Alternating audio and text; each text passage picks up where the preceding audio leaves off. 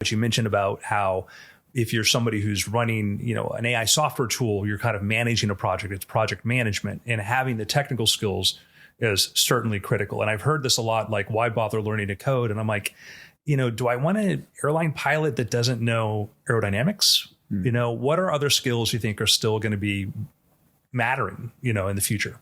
Well, I think the direction of travel of technology is always toward individual empowerment. I think if you look at trend-wise, every kind of past technological revolution and every past phase change, it always drives toward the individual and what the individual is capable of. So it would be weird to tell someone in 1900, for example, that there are people today whose entire job is to make content for a small little device that people consume, many, many hours a day, and that those people can make a perfectly kind of viable economic living.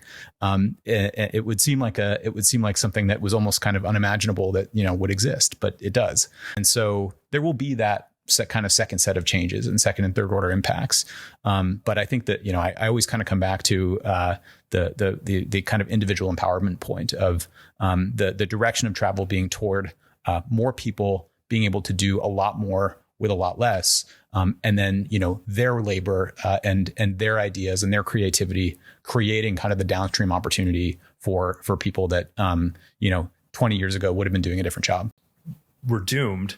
That may have been a mindset, but the reality was that led us to inventing education and healthcare and actually governments and all these things. And I think that's, to your point, like that's the thing I think we sort of forget is that we've had huge upheavals, like literally going from 98% in agriculture to there's going to be massive problems. And we realized that, like you said, we created all these new kinds of roles, entire sectors of the economy and stuff. That's going to be because we just imagine the future is sort of the present, but with like shinier clothes and robots. Right. If I can give good information based on research, that'll help people make better decisions. And I do think ultimately find a place where they can flourish.